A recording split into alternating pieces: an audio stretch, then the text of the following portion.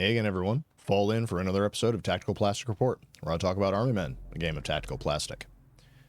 This week, I wanted to get back under the hood, and I wanted to delve into the nuts and bolts of one of the important parts of this game, and the important parts of the game design, that I feel like a lot of folks either were scratching their heads over, or they just thought this was standard issue. There's no need to remark on this at all, we've all seen this before. And that aspect I want to talk about is the exploit system. Now, for folks who have played older editions of Dungeons & Dragons, specifically the 3rd and 3.5 editions, or if you've played any edition of Pathfinder, you know a feat system when you see it. But for D&D 5e players who are used to how 5e does feats, this might be a little unique for you. So I wanted to break this down, I wanted to talk about it, and I wanted to discuss the challenges and what I was trying to do with it and how I think it adds to the game.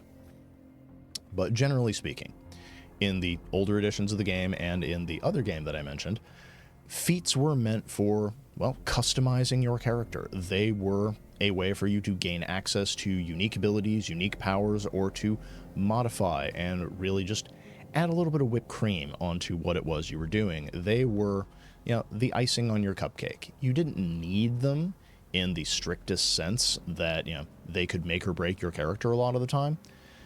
But they did really enhance what you could do with it, and they allowed you an absurd degree of customization. They were also prerequisites for a lot of prestige classes, but that's another discussion for another day. Now, when we move to D&D 5e, feats become almost optional, and in a lot of games, they're just not allowed because apparently certain dungeon masters thought they were just too overpowered. More importantly, if you wanted to have a feat in D&D 5e, you had to sacrifice something in order to get it. Whether it was at character creation, you had to give something up, especially if you're doing the variant human, or if you're playing the game and you would get to a point where you have I believe, stat enhancement that you have to give up in order to take a feat.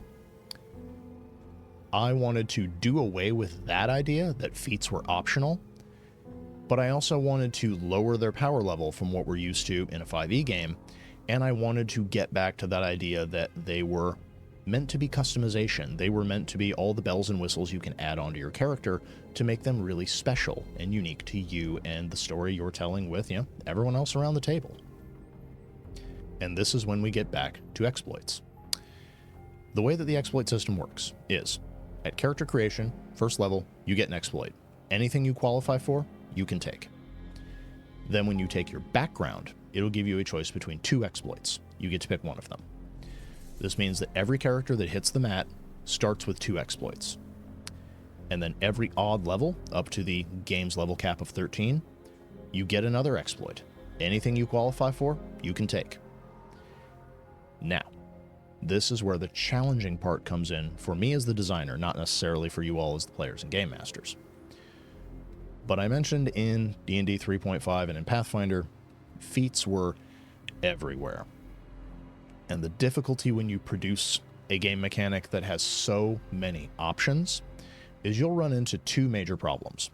First, you end up with a lot of dead-end feat trees. Anyone who has played Dungeons & Dragons 3.5 or Pathfinder's 1st edition, there were unfortunately a lot of these, not gonna lie. Of their entire feat trees, they might sound cool, they might have some very specific benefits in specific situations, but they're really not terribly useful, and you only get so many feats per game, and if you find yourself taking these, you're going to end up with a lot of dead weight you're carrying that's never actually going to come into play. I wanted to avoid that at all costs. Excuse me.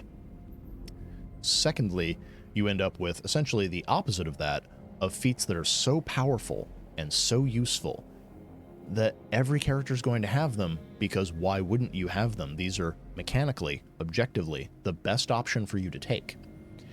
And this is where you get into certain character builds that end up becoming wildly overpowered, or perhaps there's just a feat that's too good not to have, so you end up putting it on every character you ever play, regardless of their class, regardless of their background, regardless of what you actually want them to be able to do.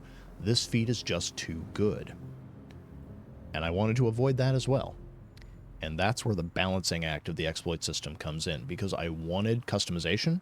I wanted players to be able to build fun characters to make things unique to them, but I also wanted to avoid either giving them dead weight that they can get saddled with from character creation onward, or they would end up with, one exploit or one exploit tree that is just too good, and now everybody at the table is going to have it, and it can end up just really throwing off the challenge level of what's going on.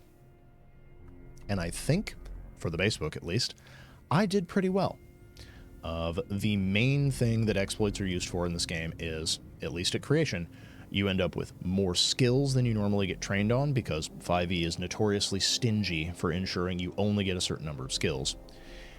The number of languages you can speak, which can be very important because there are a lot of code languages used between all the different militaries. The types of combat options you have available, the sorts of gear you can use, and what I usually think of as baby versions of other class abilities. Because it is very bad form to be able to give someone the entire class ability that they shouldn't have, because that can really take away from the specialness of someone's character. At the same time, there are going to be times where no one wants to play the cleric. As an example, there is an exploit called Frontline Medic. And what this does is it gives you a small version of what the medic cast gets. If you have access to a first aid kit, if you have the ability to reach your squad mates, you can attempt to heal them for a small number of hit points. This does not hold a candle to what the actual medic class gets. But let's say you have one person playing a medic and someone else who has this exploit.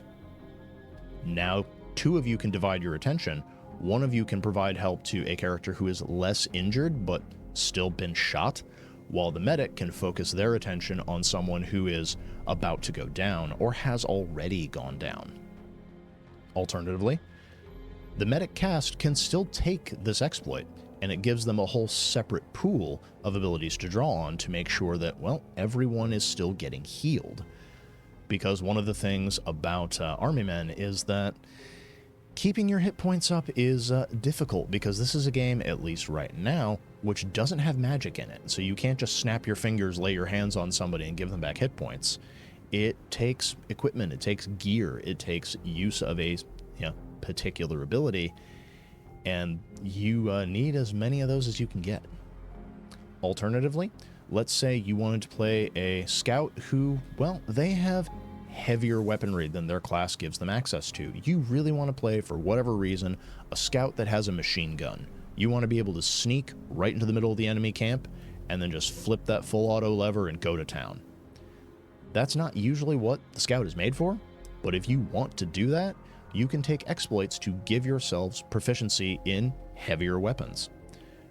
Same thing for other classes. Let's say that you want to play a medic who you don't like the fact that you don't get a lot of armor. You want to have access to the heaviest armor. Maybe you want a ballistic shield on top of it. You want to be able to just march right out into the battlefield, taking as many bullets as you can while you get to your allies and help them.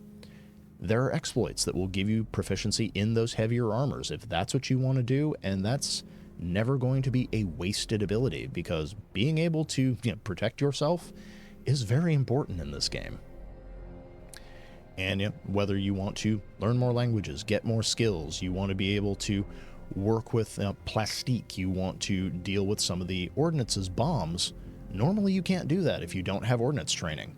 There is an exploit that allows you to do that in much the same way Pathfinder's alchemist bombs. If you weren't another alchemist, you could not use them unless you had a particular ability. So even though you can't make this very serious putty on your own, if you have the necessary training and something happens where your ordnance goes down, you can start snatching the plastique off their belt and throwing it to get you and them some cover while you get them to safety. It doesn't negate the other squad members' unique cast abilities, but it means that you have synergy with other folks, and it means that you can, really diversify what your squad does, with all of these characters put together in one group. The drawback of this, of course, is that Well, not all players want to like really get into like the fine print. They don't want to not just put their own character build together, they don't want to make synergistic builds with everyone else around the table. And that was another concern that I had, and it's why I tried my best to make sure that while there are opportunities for that kind of character building, that kind of inter-squad, training, you don't have to do that to make the exploits work. If you want to just take whatever seems fun, none of the exploits are useless. Some of them will be better for certain casts, but if you can take it, it will add an ability to your sheet. As long as your game master is running a game where that's going to be a useful ability, and that is really one of the prerequisites here, everything is useful, and I tried to make everything as non-situational as possible. And that comes with the caveat, because a lot of the time it might be one of those of, you took the cosmopolitan ability, so your character now has more languages, they're more familiar with different cultures and different places. That's a really fun ability, and that can be really handy if you're running a campaign or missions where you get sent to a bunch of different countries, and now you have to interact with the locals, you have to talk to all the different military setups of the other nations in order to make sure that you're all working together as allies, or even if you're enemies for whatever reason. But if your game master wants to run a game where your squad is just fighting Vespoids over and over again, and they're never going to interact with any non-giant bug people, you might feel like you picked the wrong ability for that character.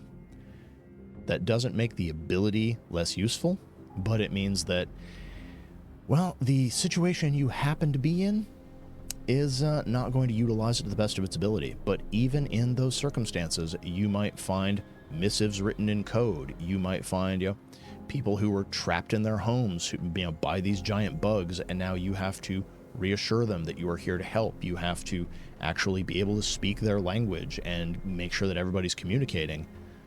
If your squad didn't have someone who could speak their language, didn't have someone who could calm them down, they might miss important information. They might, end up with people panicking. They might have all of these other negative repercussions where you, with your ability to be understood and to communicate with them, you can now step forward and shine in that moment. That's your job.